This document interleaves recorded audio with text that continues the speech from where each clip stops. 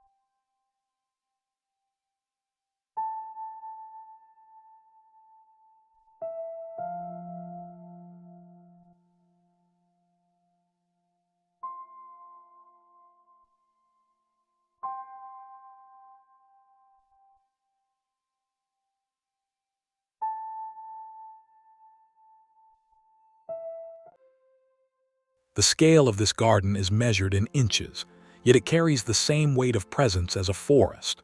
3 pots sit in a quiet row, their clay surfaces showing the faint, white bloom of age and minerals. The plants within them are motionless, their stems reaching upward against the vertical lines of the shuttered window behind them. The light is flat and even, the kind of light that reveals the true color of things without the distraction of glare or deep shadow. There is a profound sense of proximity here. The glass of the window is inches away, the iron of the table is cold to the touch, and the greenery is a constant companion to the life lived just inside the door. The enclosure is provided by the building itself, a protective alcove that shelters these small lives from the wind of the higher floors. It is a miniature landscape, a curated moment of stillness perched above the world. The silence is punctuated only by the visual rhythm of the shutters and the soft, rounded forms of the terracotta. There is no need for more space when the detail within this small frame is so complete. The green leaves are vibrant against the dark wood, a testament to the persistence of life in small, high places. Everything is held in a state of quiet suspension, a small domestic altar to the act of simply being.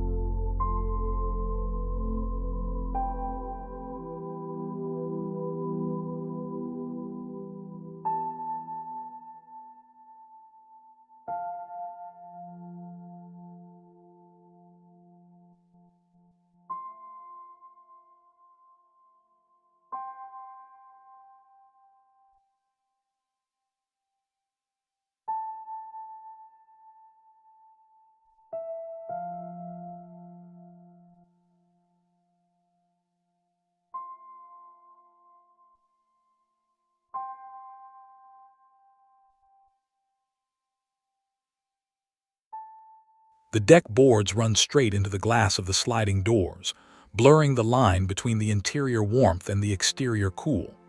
In the corner, where the two walls of the house meet, the maple stands as a silent sentry, its fine leaves catching the very last of the sun. The light does not flood the space. It grazes the top of the foliage, turning the highest points into sparks of copper while the base remains in deep, velvet shadow. The black ceramic of the planter is a heavy, grounding element, its polished surface reflecting nothing but the dark wood of the floor. This is a garden of singular focus, where a single tree creates an entire atmosphere of peace. The walls of the house provide a sense of security and absolute privacy, turning this small deck into a sanctuary. There is no wind to stir the branches. The maple is a sculpture in the gathering dusk. The air is cooling, and the silence is deepening as the day retreats. The proximity of the home is felt in the reflection of the glass and the neatness of the construction. It is a space designed for a single chair, a single thought, or a long, unblinking look at the way light leaves a leaf. The enclosure feels intentional and protective, a small pocket of the world where time has slowed to the pace of falling sap.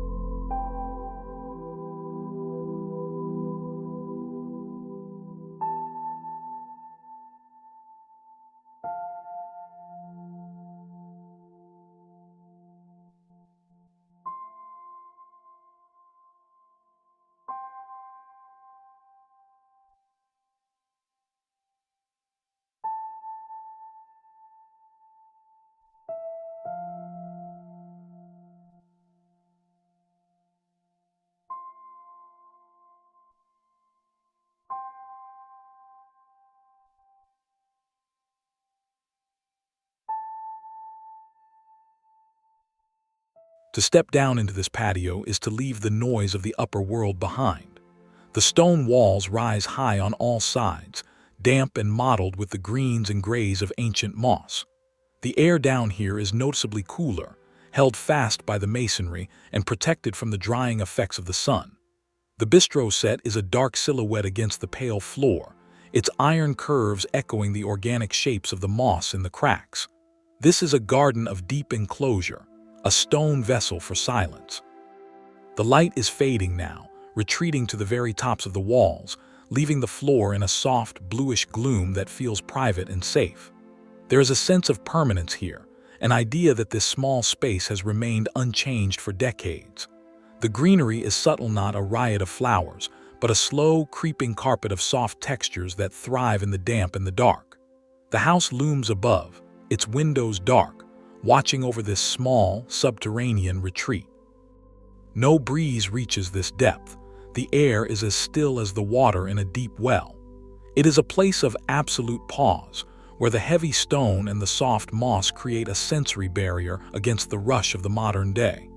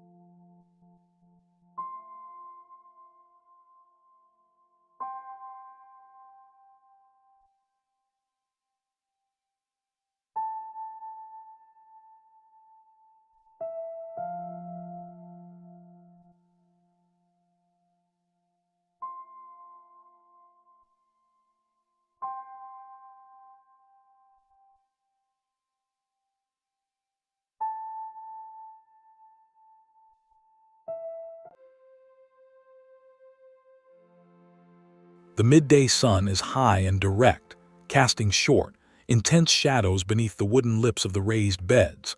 The gravel path is a bright, textured surface that crunches only in the imagination, as nothing is moving to disturb it. The gray stucco of the house wall is a flat, hot backdrop for the vibrant greens of the herbs, which stand perfectly still in the heat. A watering can left on the path is the only sign of human presence, its metal surface reflecting the glare of the sky. This is a functional, small-scale garden, yet it possesses a quiet dignity in its orderly arrangement. The enclosure is felt in the height of the walls and the tight proximity of the beds to the living space. The heat of the day has silenced the birds and stilled the air, creating a moment of heavy, aromatic stasis. The herbs rosemary, thyme, sage are dark, textured bundles of life, soaking up the light and radiating a scent that hangs thick in the windless air. The boundary of the house is ever present, a solid companion to the garden's growth. It is a scene of domestic productivity at rest, a small patch of earth elevated and tended, now simply existing in the peak of the light. The silence is bright and sharp, matching the contrast of the shadows on the gray stone.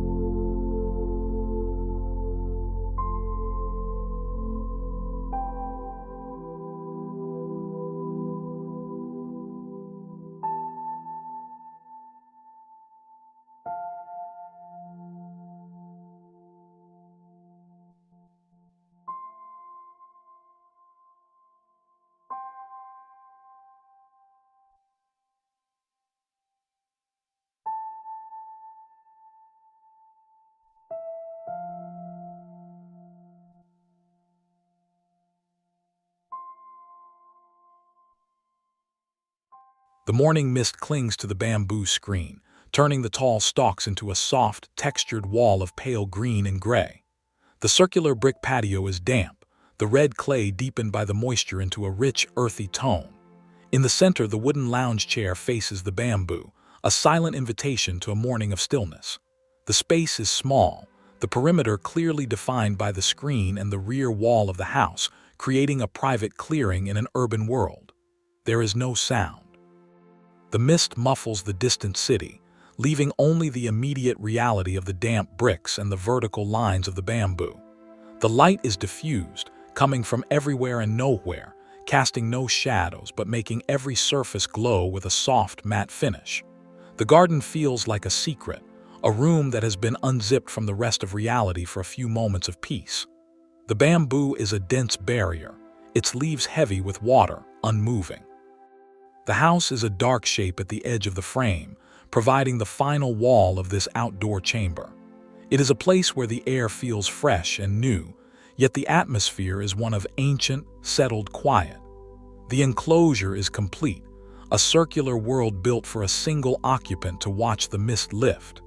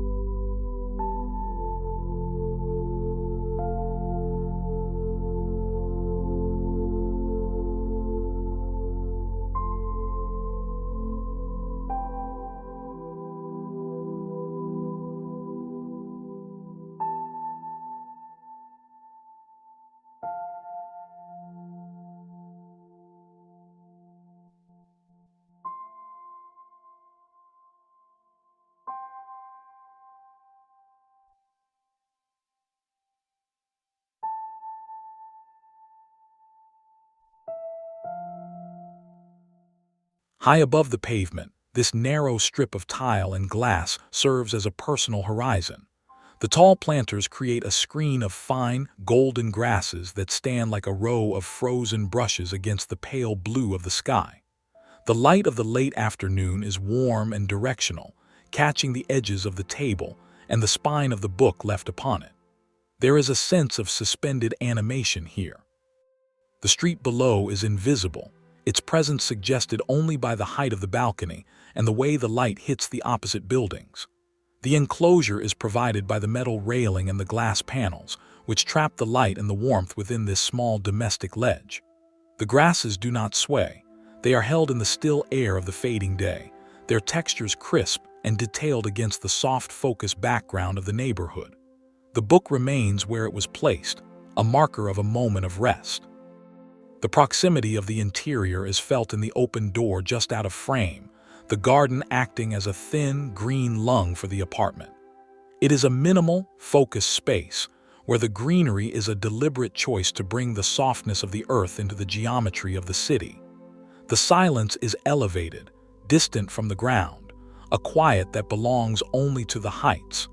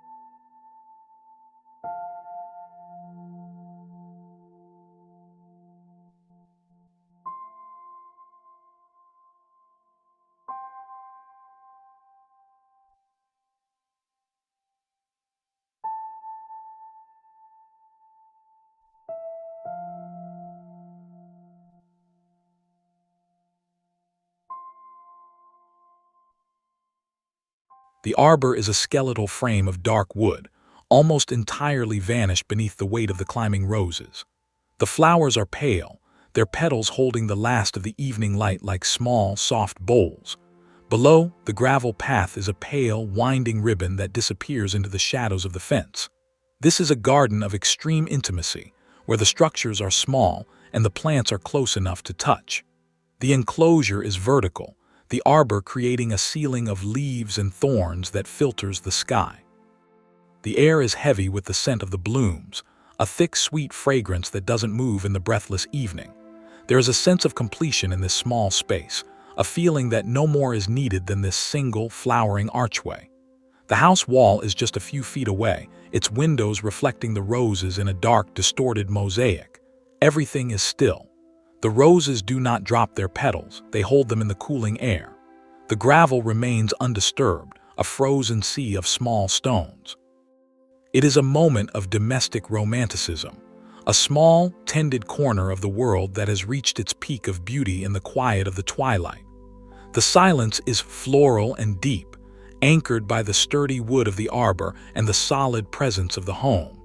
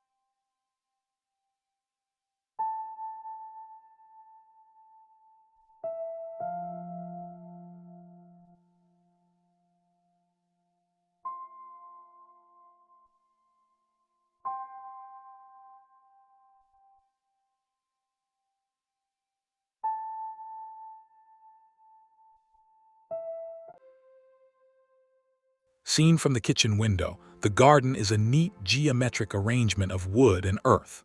The raised beds are filled with dark, rich soil and the low mounds of emerging greens.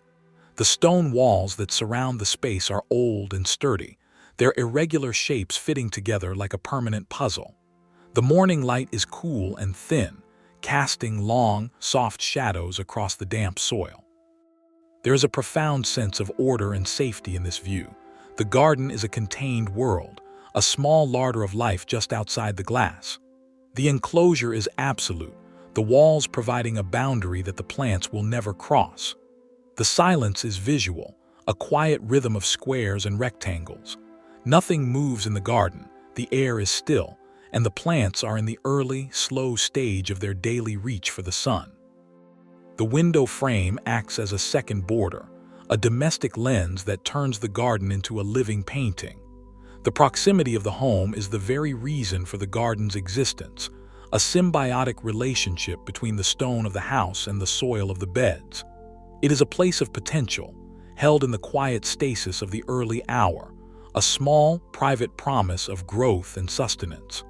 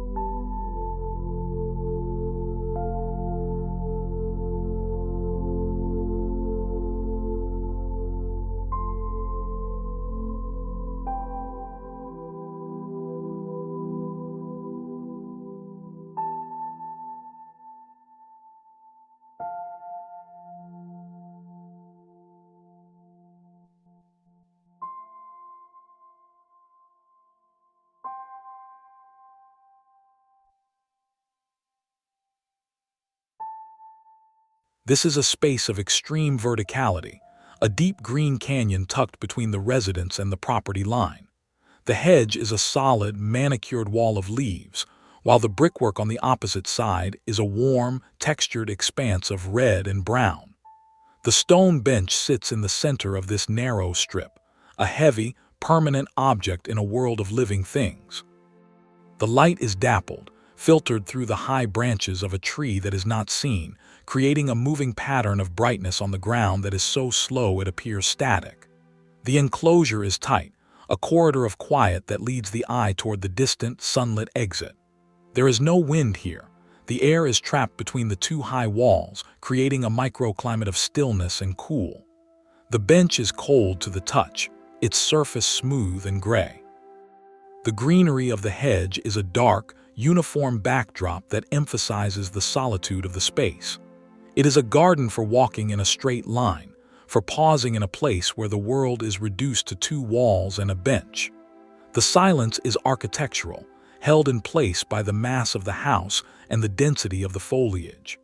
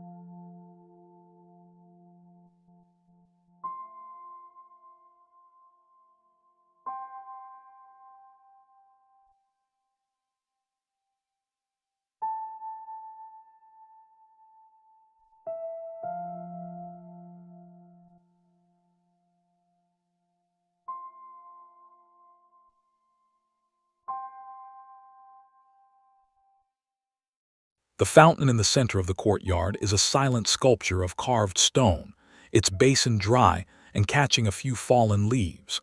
The paving stones are large and flat, arranged in a simple grid that radiates outward to the ivy-covered walls. The light is even and gray, the kind of light that makes the greens of the ivy appear neon against the muted stone. There is a sense of profound abandonment that is not sad, but peaceful, a space that is resting. The enclosure is total, the four walls of the courtyard rising up to meet the sky, creating a square of light and air.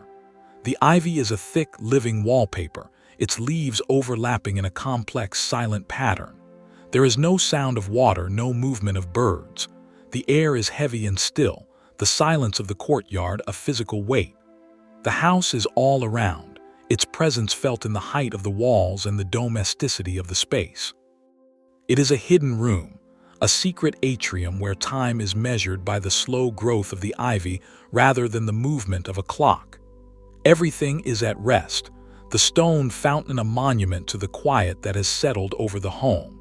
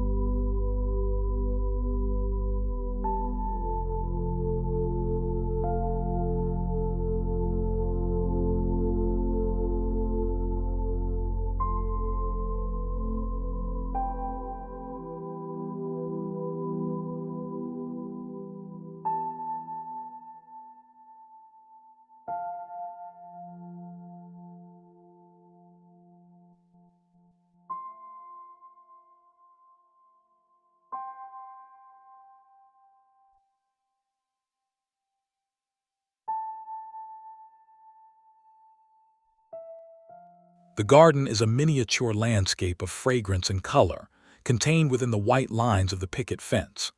The lavender is a dense purple haze, its spikes standing perfectly vertical in the warm afternoon air.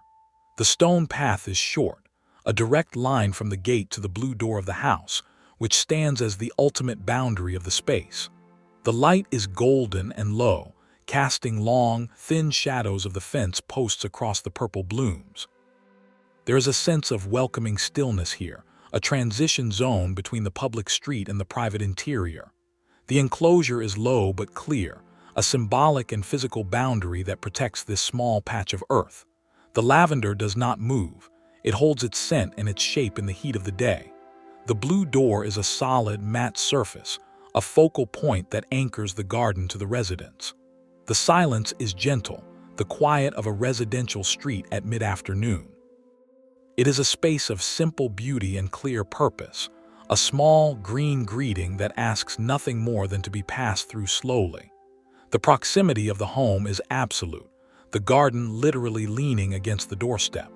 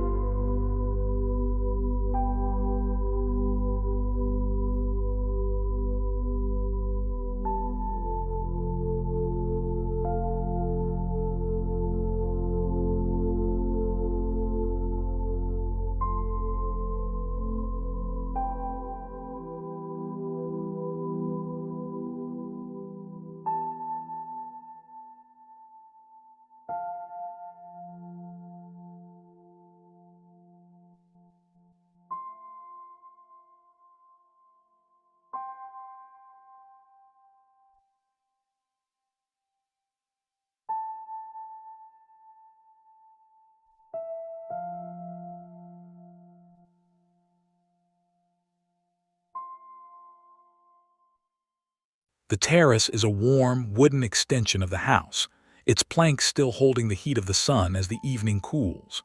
The built-in planters are overflowing with the soft, feathered fronds of ferns and the broad, cool leaves of hostas.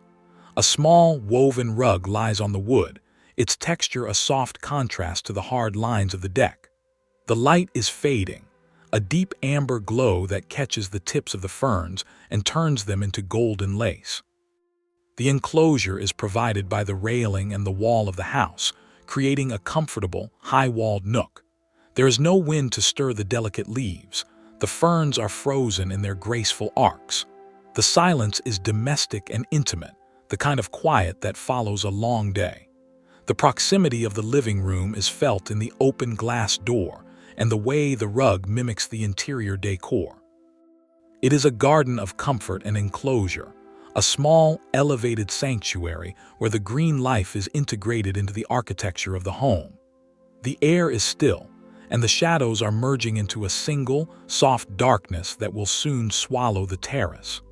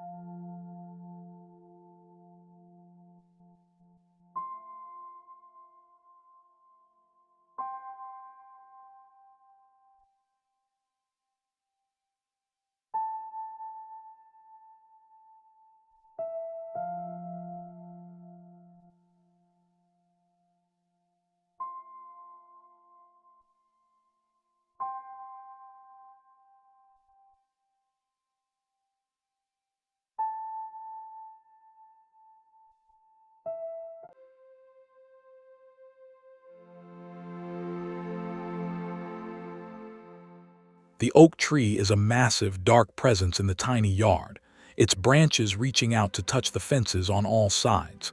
Beneath it, the stone circle is a pale, spectral ring in the moonlight. The house is a dark silhouette against the starless sky, its windows reflecting the silver glow of the moon. This is a garden of deep, nocturnal enclosure, a space defined by the canopy of the tree and the height of the surrounding fences. The light is cold and monochromatic, stripping the colors from the leaves and turning the world into a study in gray and black. There is a profound, heavy silence here, the silence of a sleeping world. The air is cold and motionless. The tree is a static giant, its trunk thick and gnarled, its leaves a dense ceiling that shuts out the rest of the universe. The stone circle is a place of rest, a small clearing in the dark. The proximity of the house is a comforting thought, a solid anchor in the night. It is a final, quiet moment of enclosure, where the garden has become a dark, private chamber for the moon and the oak. The silence is absolute, the day's work done, the greenery held in the long, cold breath of the night.